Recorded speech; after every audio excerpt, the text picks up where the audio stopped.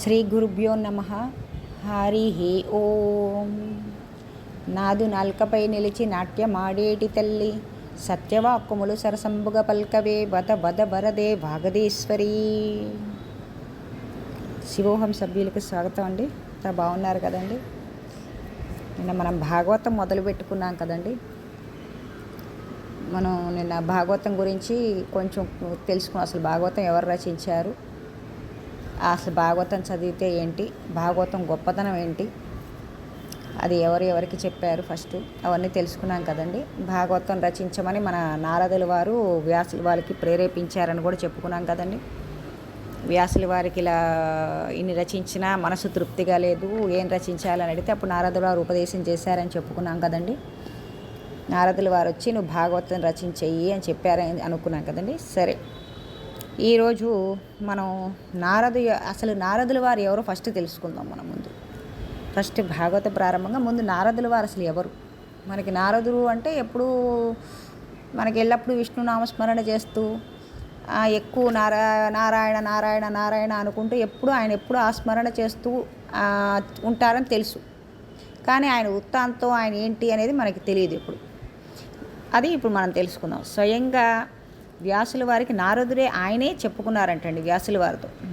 వ్యాస, నేను ఈవేళ ఎందుకు నేను నారదుడిగా ఉన్నానో నీకు చెప్పనా, అసలు నా చరిత్ర వింటే నువ్వు తెల్లబోతావు అని నారదుల వారు ఆయన చరిత్ర ఆయన వ్యాసుల వారితో స్వయంగా చెప్పారంటండి. నారదుల వారు ఎవరంటేటండి, ఒకనొకప్పుడు నారదుడు ఒక దాసీపుత్రుడంట. దాసీపుత్రుడు ఆయన తల్లిగారు చిన్నతనం నుంచి ఏంటంటే ఆయన తల్లిగారి చిన్నప్పతనం నుంచి బాగా ఐశ్వర్యంతులైన బ్రాహ్మణుల ఇంటిలో పనిచేస్తూ ఉండేవారంటండి. అంటే వాళ్ళ ఇల్లు తుడవటం, వాళ్ళ గిన్నెలు తోమటం, ఆవు పాలు పితకటం, ఇలాంటివన్నీ చేస్తూ ఉండేవారంటండి. ఒక బ్రాహ్మణ ఇంట్లో ఆవిడ నారదుల తల్లిగారు అలా చేస్తూ ఉండేవారండి. ఆ తల్లిగారు వెనకాలే ఈ పిల్లవాడు కూడా అక్కడికి రోజు వెళ్తూ ఉండేవాడంటండి వాళ్ళ ఇంటికి. ఆ పిల్లవాడు కూడా ఆ బ్రాహ్మణుల ఇంట్లో తిరుగుతూ ఉండేవారండి. ఈ బ్రాహ్మణులు అంటే తెలుసు కదా, వేదాంగాలు, వాళ్ళు బ్రాహ్మణులు అంటే వాళ్ళు వేదాంగాలు చదువుకుని ఎప్పుడు బ్రహ్మంలోనే రమిస్తూ వాళ్ళ ఉదయం సాయంత్రం వాళ్ళ యొక్క సంధ్యావందనాలు అవన్నీ చెందుకుంటూ ఉండేవాడండి. ఉండటం వల్ల వాళ్ళ బ్రాహ్మణులు వాళ్ళ ఇంటికి ఏంటంటే ఒకసారి కొంతమంది సన్యాసులు వచ్చారంటండి. చాతుర్మాస దీక్ష కోసం వాళ్ళ ఇంటికి కొంతమంది సన్యాసులు వచ్చారండి. చాతుర్మాస దీక్ష అంటే అందరికీ తెలుసు కదండి. చాతుర్మాస దీక్ష అంటే ఏంటి, ఒక 4 నెలల పాటు ఎక్కడికి వెళ్ళకుండా ఎక్కడున్న వాళ్ళు అక్కడే ఉపాసన చేస్తారండి. ఇప్పుడు మనకి చాతుర్మాస దీక్ష అంటే ఆషాఢం నుంచి 4 నెలలు మొదలై ఇంకా ఎక్కడుంటే అక్కడే ఉండిపోతారన్నమాట, ఇంకా వెళ్ళరన్నమాట. ఇప్పుడు మన పీఠాధిపతులు ఇప్పుడు మనం చూస్తుంటాం కదండి న్యూస్లో, వాటిలో ఈ చాతుర్మాస దీక్షలో ఈ పీఠాధిపతులు ఇక్కడే ఉంటారు ఈ 4 నెలలు స్వామీజీలు అని అంటూ ఉంటాం కదండి. తెలుసు కదా అందరికీ. చాతుర్మాస దీక్ష అంటే ఇంకా అక్కడే ఉండిపోతారన్నమాట. ఇంకా 4 నెలలు అక్కడే ఉండి ఉపాసన చేస్తూ ఉంటారు ఇంకా స్వామిని కదలకుండా. దాన్ని చాతుర్మాస దీక్ష అంటారనమాట. సరే, వీళ్ళింటికి ఈ బ్రాహ్మణుల ఇంటికి కొంతమంది సన్యాసులు వచ్చారంటాడు. అలా చాతుర్మాస దీక్ష కోసం వీళ్ళింట్లోనే ఆ 4 నెలలు ఉండిపోదామని వచ్చారనమాట. వస్తే రోజు ఎప్పుడు ఎలాగో ఈ పిల్లవాడు అమ్మతో పాటు రోజు అక్కడికి వస్తూ ఉండేవాడంట. రోజు ఉదయాన్నే స్నానం చేసి వస్తూ ఉంటే వాళ్ళకి ఆ పీటలు వేయటం, దర్భాసనాలు వేయటం, మడి బట్టలు తీసుకురావటం, ఇలాంటి పనులన్నీ చేస్తూ ఉండేవారంటే వాళ్ళకి ఏమేం కాలో ఉపచర్యలు అన్నీ చేస్తూ ఉండేవాట ఈ పిల్లవాడు. ఈ దాసీపుత్రుడు అవ్వటం వల్ల ఈ నారదుడు రోజు స్నానం చేసి మడి బట్టలు తీసుకొచ్చి అక్కడ పెడుతూ ఉండేవారు ఆ సన్యాసులకి. సన్యాసులు అంటే ఏంటంటే మనకి అంతటా లోకంలో పరబ్రహ్మను చూసేవాళ్ళే. ఈ పిల్లవాడు దాసీపుత్రుడు వాళ్ళ పుత్రుడు అని చూడండి, వాళ్ళందరినీ సమానంగా చూసి నేను చెప్పుకున్నాం కదండి, బ్రహ్మస్వరూపంగా చూస్తారని. అందరూ ఒకటేనండి వాళ్ళకి. వీళ్ళు వేరు వాళ్ళు వేరు వాళ్ళు ఇది అని ఉండదండి ఎవరికి. అందరూ ఒకటే. వీళ్ళు దాసీపుత్రులు, వాళ్ళ కొబ్బేరు పుత్రులు అలా ఏమి ఉండదండి వాళ్ళకి. ఎవరైనా అందరినీ ఒకే రకంగా చూస్తారు. అలా పరబ్రహ్మను చూసేవాళ్ళు కదా. అందుకే ఆ సన్యాసులు ఈ దాసీపుత్రుడు 5 సంవత్సరాల పిల్లాడండి. అప్పుడు వాళ్ళకి సేవ చూస్తూ ఉండేవాడని. వాళ్ళకి రోజు అలా మడి బట్టలు ఆరేయటం, వాళ్ళకి పేటలు వేయటం, వాళ్ళకి అన్నీ చేయటం, అలా చేస్తూ ఉండగా వాళ్ళు తినగా మిగిలింది వీడికి పెట్టేవారండి, ఈ పిల్లవాడికి. అలా వాళ్ళు తినగా మిగిలింది అంతా తింటూ వాళ్ళకి సేవలు చేస్తూ, మహాభాగవతులు కదండి వాళ్ళు, తినగా మిగిలిన శేషం తెగటం అంటే మనం ఇప్పుడు రోజు నైవేద్యం పెడతాం స్వామికి, అది తినగా మనం తింటుంది కూడా మన భగవంతుడి యొక్క ఉచ్చిష్టమే కదండి. మన భగవంతుడు రోజు నైవేద్యం పెట్టుకుంటూ ఉంటాం. అది చూపించి మనం తిన్నాం అనుకోండి, నైవేద్యం అంటే స్పెషల్గా అక్కడికి పెట్టలేకపోయినా మనం స్వామికి చూపించి, నాయన ఈ పదార్థం నువ్విచ్చిందే, నేను రోజు వేసుకుంటున్నానని కంచం ముందు కూర్చున్నప్పుడైనా ఒక్కసారి మనం నమస్కరించుకు తిన్నాం అనుకోండి, అది భగవంతుడి ప్రసాదమే మనకి. రోజు తినేటప్పుడు ఒక్కసారి, అది చెప్పాను కదండి, మనం ఇదివరకు అనుకున్నాం కదా, మనం రోజు అస్తమానం ఎల్లప్పుడూ ఎలా గుర్తొస్తారు భగవంతుడు అని. అది తినేటప్పుడు కూడా అంతే. ఆ ప్లేట్ ముందు మనం భగవంతుడి స్పెషల్గా నైవేద్యంగా తినే ముందు రోజు తినే ముందు, స్వామి ఇది నువ్వు నాకు ఇచ్చిన ప్రసాదం తింటున్నాను అని అనుకుని తిన్నాం అనుకోండి, అది ఒక స్మరణ అయిపోతుంది అంతే. అలా తినగా మిగిలిన శేషము ఆ పిల్లవాడు తింటూ ఉండేవారంటండి. వచ్చిన సన్యాసులు ఇక పొద్దున లేవటం, భగవంతుని అర్చన చేసుకోవటం, ఈ వేదాంగాలు చదువుకోవటం, రోజు 4 నెలల పాటు ఇదే కార్యక్రమాలండి. వాటి గురించి చర్చించుకోవటం, ఈ వేదాంగాలు చదవటం, వాటి గురించి చర్చించుకోవటం, మధ్యాహ్నం అయ్యేసరికి ఆ భగవంతుని స్మరిస్తూ సంతోషంగా పాటలు పాడుకుంటూ నాట్యం చేసుకుంటూ ఉండేవారు. ఈ పిల్లవాడికి ఏమో ఏమీ తెలియదండి, వాటి గురించి అసలు ఏమీ తెలియదు. చూస్తూ వాళ్ళ వంక చూస్తూ ఎంతో బాగుందంటూ పొంగిపోతూ ఉండేవాడు. వాళ్ళ మాటలు కానీ, వాళ్ళ పాటలు కానీ, వాళ్ళ భగవంతుని స్మరించుకోవటం, చర్చలు కానీ అన్నీ బాగుండేవి. అతనికి చూస్తూ అలా ఉండిపోతూ ఉండేవాడు. వీనికేం తెలియదు. ఆఖరికి ఇక 4 నెలలు పూర్తి అయిపోయింది, వారి చాతుర్మాసం అయిపోయిందని వాళ్ళు వెళ్ళిపోతున్నారు. వెళ్ళిపోతూ అప్పుడు ఈ పిల్లవాడిని పిలిచి ఏమీ తెలియకపోయినా, నాయన ఏ తాపత్రయం, ఏ ఆశ, ఏ కోరిక ఏమీ మనసులో ఏమీ లేకుండా నీకున్న అపారమైన భక్తి చేత నువ్వు మాకు సేవించావు కదా, అందుకని చెప్పి మేము ఇప్పుడు కారణ్యంలోకి వెళ్ళిపోతున్నాం. మళ్ళీ మాకు చాతుర్మాస దీక్ష అయిపోయింది, నీ మీద మాకు వాత్సల్యం కలిగింది అని నారదుని పక్కన కూర్చోబెట్టుకునిట అండి కృష్ణ పరమాత్మ యొక్క ద్వాదశాక్షరి మంత్రం ఉపదేశం చేశారంటండి. ఏం తెలుసండి ఆ పిల్లవాడికి? ఏమీ తెలియదు, కేవలం వాళ్ళ సేవ చేశారంతే. ఆయనకి లభించిన భాగ్యం ఏంటండి అంటే, ఆ సన్యాసులు కృష్ణ పరమాత్మ యొక్క ద్వాదశాక్షరి మంత్రం ఉపదేశం చేశారంట. ద్వాదశాక్షరి మంత్రం అంటే అండి, ఓం నమో భగవతే వాసుదేవాయ, ద్వాదశాక్షరి అంటాం అన్నమాట. ఆ మంత్రం అన్నమాట. అది రోజు ఆ మంత్రోపదేశం అంటే ఏంటంటే ఏం లేదండి, ఆ మంత్రాన్ని అస్తమానం స్మరిస్తూ ఉంటే ఆ మంత్రమే మనం అయిపోతామండి. ఆ మంత్రోపదేశంతో కూడా ఏంటంటే ఆ మంత్రం మన మంత్రం ఒక మంత్రశక్తి చేస్తున్నాం అనుకోండి, ఒక మంత్ర జపం, దాని నుండి ఒక శక్తి తరంగాలు ఉద్భవిస్తాయండి. చేయగా ఒకే మాటని పదే అంటూ ఉండటం వల్ల ఏంటంటే అండి, దాని నుంచి ఒక కొంచెం శక్తి ఉద్భవిస్తుంది అనమాట. అది ఇప్పుడు మంత్రం అనుకోండి, ఇప్పుడు ఏదైనా శబ్దం నుంచి తరంగం వస్తుందని మనం వింటాం కదండి, అంటే కొంచెం సైన్స్ ఫిజిక్స్ తెలిసిన వాళ్ళకి తెలుస్తుంది అనమాట. ఆ శబ్దం నుంచి తరంగంలో మనకు శక్తి ఉద్భవిస్తుంది. ఆ శక్తి ఏంటంటే, అందుకే మంత్రం చేయండి, మంత్రాచరణ చేయండి అంటే, మంత్రం చేసే వాళ్ళకి ఏంటంటే కొంచెం శక్తి వస్తుంది. ఆ శక్తి చేయగా ఏంటంటే ఒక శక్తి ఉద్భవిస్తుంది.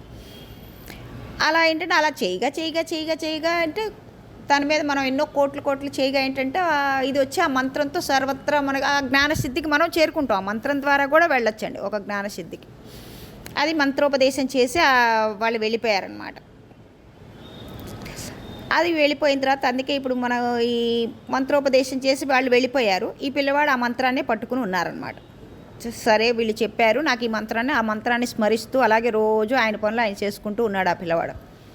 దీనికోసమే మనం ఇదేంటి ఇక్కడ మటుకు మన భజగోవిందంలో మన శంకర్లు వారు చెప్పారండి ఒక మంచి ఇది, సత్సంగత్వే నిస్సంగత్వం, నిస్సంగత్వే నిర్మోహత్వే నిశ్చలతత్వే జీవన్ముక్తి అని.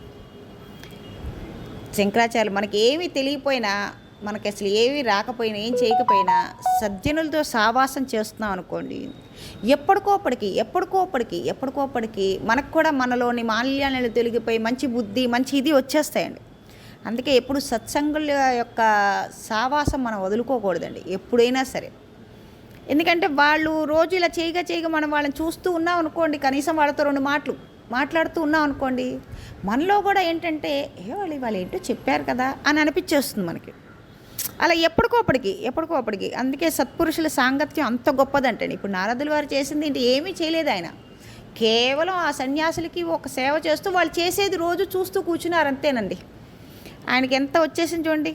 అందుకే అంటారండి మనం తెలియక చేసిన సాధు పురుషులకి, ఏ గురువులకైనా పెద్దవారికైనా ఆ సేవ చేసే భాగ్యాన్ని దొరికితే అది మనకెంతో అదృష్టం అండి.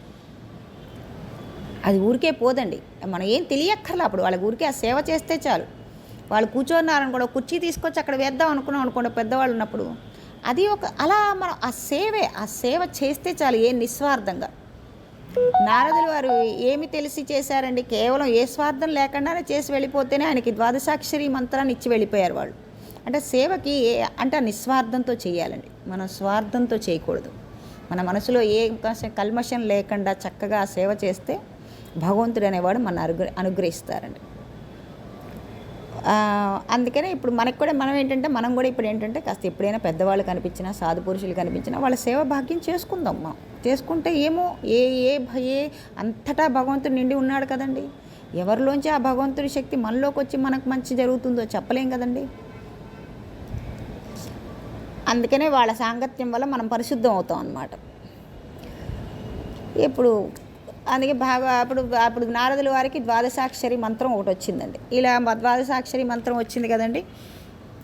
సరే మంత్రం చేసుకుంటూ ఆయన పనులు ఆయన చేసుకుంటూ ఉన్నారు. సరే ఇలా ఉండగా వాళ్ళు వెళ్ళిపోయారు. సరే ఆయన లోపల శ్రీమన్నారాయణ తలుచుకుంటూ ఉంటేనే రోజు పొంగిపోతూ అమ్మతో వెళ్ళి ఆ పనులు చేస్తూ ఉంటారు. ఒకరోజు చీకటి పడిన తర్వాత ఆ బ్రాహ్మలు వాళ్ళు చెప్పాను కదా, బ్రాహ్మల ఇళ్ళలో పనిచేస్తున్నారు వీళ్ళు అని.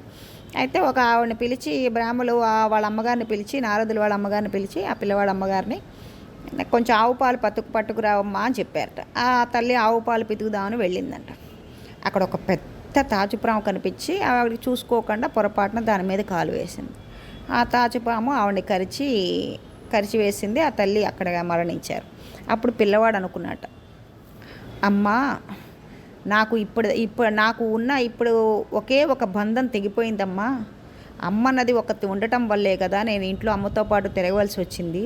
ఇప్పుడు నేను స్వేచ్ఛా విహారిని, అంతటా నేను ఈశ్వరుని చూసి వెళ్ళిపోతాను అని వెళ్ళిపోయాటండి. అసలు చూడండి, అసలు ఆ మంత్రం చేయటం వల్ల ఆయనకు వచ్చిన వైరాగ్య స్థితి చూసారా అండి.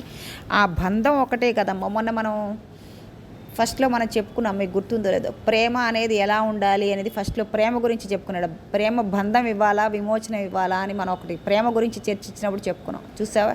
అంటే ఇప్పుడు నారదుల వారికి తల్లి మీద ప్రేమ లేదా అని అనుకోకూడదండి. మనం ఇక్కడ తల్లి మీద ప్రేమ ఉంది, ఆయన బంధనంతో కూడిన ప్రేమ పెట్టుకోలేదండి. నేను ప్రేమలో మీకు చెప్పాం కదా, ప్రేమ గురించి చెప్పుకున్నప్పుడు ఒకసారి మన టాపిక్లో. ఇప్పుడు అర్థమైందండి ఇక్కడ ప్రేమ అంటే ఏంటనేది. అది అనమాట. ఆయనకి ఇప్పుడు ఏంటంటే భగవంతుడి దగ్గర ఆ బంధనం ఒకటి ఉంది, ఆ బంధనం ఒకటి వెళ్ళిపోయింది. ఇప్పుడు నేను ఇంకా మహారణ్యంలోకి వెళ్ళిపోయి ఆయన అక్కడ ద్వాదశాక్షరి మంత్రం చేసుకుంటూ వెళ్ళిపోదామని అక్కడ పెద్ద పులులు అని వెళ్ళిపోయారండి. అక్కడ పెద్ద పులులు తిరుగుతున్నాయి, క్రూర సర్పాలు ఉన్నాయి. ఆయన అనుకుంటున్నట్ట, నాకేంటి భయం, ఈ లోకమంతటా నిండింది ఆ శ్రీమన్నారాయణ అని వాళ్ళు చెప్పారు కదా, ఇంకా నాకు స్వామి ఉండగా నాకేం ఆపద జరుగుతుంది అని అనుకున్నట్టండి. అంటే నమ్మకం చూసారా, వాళ్ళు ఒక నమ్మకం, ఒక మాట చెప్పంగానే ఉన్నారు అని అంత గట్టిగా నమ్మి ఆయన వెళ్ళిపోయి అలా చేస్తున్నారండి. ఆ సమయంలో ఆయనకి విపరీతమైన దాహం వేసిందండి. ఒకసారి ఒక మడుగు కనిపించి అక్కడ నీళ్లు తాగి స్నానం చేసి ఇక స్వామిని ఒక్కసారి ఆ సాకారంగా ఆయన నాకు ఇలా చెప్పారేం అంటే, మనకు మంత్రోపదేశం చేసేటప్పుడు ఏంటంటే ఆ స్వామి ఎలా ఉంటారని ముందు ధ్యాన శ్లోకాలు చెప్తారండి. ఆ స్వామి ఎలా ఉంటారంటే అప్పుడు ఆ ధ్యాన శ్లోకాల్లో అలా చూస్తూ మనం ఆ మంత్రాన్ని చేస్తామండి. మంత్రోపదేశం అంటే ఏంటంటే ముందు మన ఏ మంత్రం అయితే ఇస్తున్నారో ఆ స్వామి యొక్క రూపాన్ని మనకి ధ్యాన శ్లోకంలో చెప్తారు. ఇలా ఉంటారు ఇలాంటిప్పుడు ఇలా ఉంటారు, శంఖ చక్ర గదాహస్తాలతో ఉంటారు అని ఆ మంత్రానికి సంబంధించిన దేవత యొక్క రూపం చెప్తారండి. ఆ దేవత రూపాన్ని ఆస్వాదిస్తూ మన లోపల ధ్యానం చేస్తూ ఆ మంత్రాన్ని ఉచ్చరిస్తూ ఉండటమేనండి మంత్రోపదేశం. అయితే ఆ స్వామిని చూసుకుంటూ ఆ ఒక్కసారైనా సరే ఆ సాకార రూపంగా ఆయన కనపడితే బాగుండు అని చెప్పి ఆ మంత్రాంగం మొదలుపెట్టారండి. అంత అదే కనుక ధ్యానం చేస్తూ అలా ధ్యానం చేస్తూ ఉండగా ఒక లీల మాత్రంగా ఒక మెరుపులాగా శ్రీమన్నారాయణ దర్శనం ఇచ్చారంటండి. ఒక లీల మాత్రం ఒక్క మెరుపులాగా ఒక సెకండ్ పొంగిపోయి పైనుండి కిందకి మెరుపులా చూసి అంతే స్వామి అంతర్ధానం అయిపోయారంటండి. కనిపించలేదు ఆయనకి మటుకు. అసలు ఏంటి ఈ రూపం ఒక్కసారి ఇలా కనిపించి వెళ్ళిపోయిందే. ఇప్పుడు సడన్గా టక్మని కనిపించి వెళ్ళిపోయింది అనుకోండి, మనకు కూడా ఏంటి కనిపించిందా కనిపించలేదా అని భ్రమ అనుకుంటాం కదా, అలాగే ఆయనకు కూడా ఒక్కసారి కనిపించి వెళ్ళిపోయిందండి. అప్పుడు ఆయనకి అశరీరవాణి అనేది వినపడిందంటండి. ఒక వాయిస్ అనేది వినిపించిందంటండి.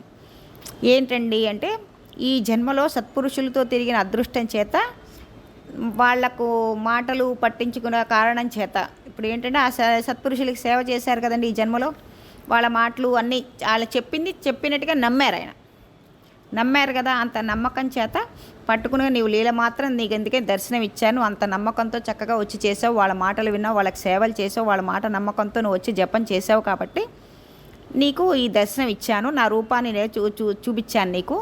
నీవు చూసిన రూపం అలా బాగా చూడాలి అని కోరుకుంటే నువ్వు నా గురించి చెప్పుకుంటూ పాడుకుంటూ మాట్లాడుకుంటూ ఈ దేహం వచ్చిందంటే విడవాల్సిందే కదండి. అది మనం చెప్పుకున్నాంగా.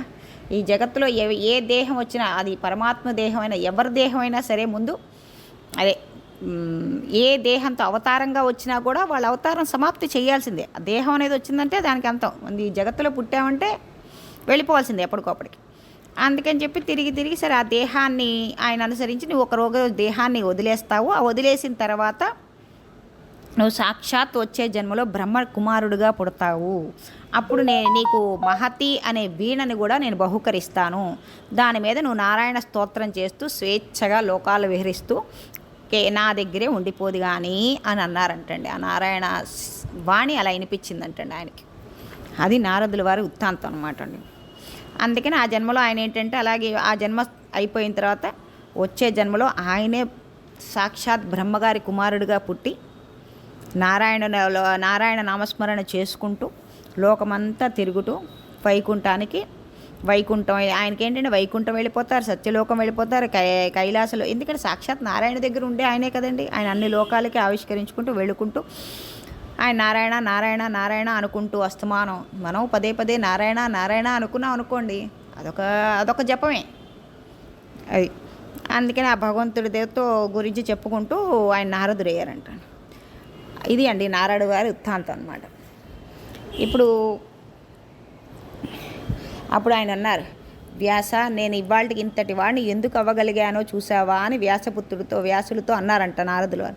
దాసీపుత్రుడైన నేను నలుగురికి సన్యాసులు చేసిన ఉపదేశము, నేను వాళ్ళకి చేసినందుకు సేవ చేసినందుకు వాళ్ళు చేసిన ఉపదేశం వల్లే నేను ఈ స్థితికి రాగలిగాను అని అన్నారంట. కేవలం 2 జన్మల్లోనే నారదుడు విష్ణుమూర్తి దగ్గరికి వెళ్ళిపోయారు. ఎంత అదృష్టం అండి ఎంత అదృష్టం అండి. 2 జన్మల్లోనే నారదుల వారు విష్ణుమూర్తి దగ్గరికి వెళ్ళిపోయారు.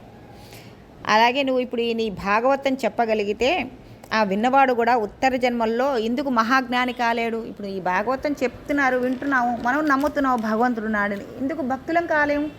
జ్ఞానులం కాలేకపోవచ్చు, కనీసం జ్ఞాని కాలేకపోయినా ఈ జన్మలో భక్తులు అవ్వచ్చు కదా. మంచి భక్తులం అయ్యామనుకోండి, ఏమో జ్ఞాని అయినా అవ్వచ్చేమో చెప్పలేం. ఆ భగవత్ కటాక్షం ఉంటే ఎంతసేపు అండి. అలా మనం ఎందుకు కాలం ఇప్పుడు ఈ భాగవతం వింటుంటే, అందుకనే మనం భాగవతం వినాలండి. అందుకనే భగవద్భక్తి గురించి తెలుసుకోవాలండి, ఆ చెప్పవలసింది అని. అందుకని ఈ భగవద్భక్తిని నువ్వు లోకానికి ప్రసారం చెయ్యి అని చెప్పి నారదుడు వారు వ్యాసులకు చెప్పారంటండి. ఇక్కడ వరకు బాగానే అర్థమైంది అనుకుంటా కదండి. సరే, అందుకని చెప్పి మనం భాగవతం వింటే ఏంటంటే మనలో భక్తి పొంగుతుందని, మనలో భక్తి వస్తుంది. ఇప్పుడు భాగవతం ఇప్పుడు వ్యాస మహాభగవాన్లు అప్పుడు చెప్పంగానే అనుకున్నారు. ఇప్పుడు మహాభారతంలో ఇప్పుడు మనకి ఆయన మహాభారతం రచించారు. మహాభారతంలో ఏం చెప్పారు? దుర్యోధనుడు, ధృతరాష్ట్రుడు, పాండవులు, కౌరవులు అని మనందరికీ తెలిసిందే కదండి. పాండవులు, కౌరవులు వీళ్ళందరూ ఉంటారు. అందులో ఏంటంటే మనకి మంచి చెడు ఇవి చూపించారు. పాండవులు మంచివాళ్ళు, కౌరవులు కొంచెం చెడ్డవాళ్ళు, అది ఇది అని చూపించారు. కానీ ఇప్పుడు ఏంది, మంచి చెడు కన్నా భక్తి చెప్పడం మంచిది కదా, గొప్ప కదా. మంచి చెడు కన్నా మనం భక్తి చెప్తే మంచిది కదా, భక్తి అనేది అలవడిస్తే జనాల్లో మంచిది కదా. అందుకని భాగవతం అయితే మొత్తం భక్తితో ఉంటుంది కదండి. అందుకని భక్తితో మనం సాధించలేనిది ఏమీ ఉండదు కదండి. భక్తి ఆలంబలమైంది అనుకోండి, ఇంకేముంది మనకి. ఆ భక్తితో శ్రద్ధతో మనం ఆ పరమాత్మని చేరుకోగలం. ఆ పరమాత్మ ఇవ్వలేనిది ఏముంటుందండి ఆ భక్తితో పరమాత్మ దగ్గరికి మనం చేరుకుంటే. అందుకని ఆ భక్తి చెప్దాంలే అనుకుని ఎప్పటి నుంచి భాగవతం వ్యాసుల వారు పొంగిపోయి రచించారంట. అలాంటి భాగవతాన్ని మనం రోజు చెప్పుకుంటున్నాం అండి. ఇవాళ నారదుల వారి వృత్తాంతంతో చెప్పాం కదండి. అసలు భగవంతుడు అంటే ఏంటి, భగవంతుడు అసలు ఏంటి అనేది రేపు భగవంతుడు ఈ అవతారాలుగా ఎలా వచ్చారు అనేది మెల్లగా చెప్పుకుందామండి. సరే అండి, స్వస్తి.